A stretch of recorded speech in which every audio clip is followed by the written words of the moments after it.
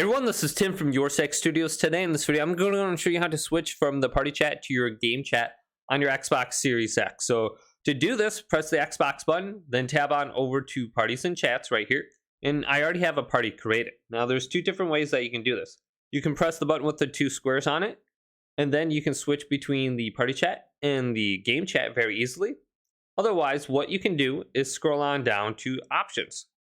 So if we choose this and press A on it, we have the options for invite only, mute everyone, and then we have switch to game chat. So if we press on this, we know we are definitely in the game chat and we're able to speak to people in the game lobbies. Then we have noise suppression right here as well.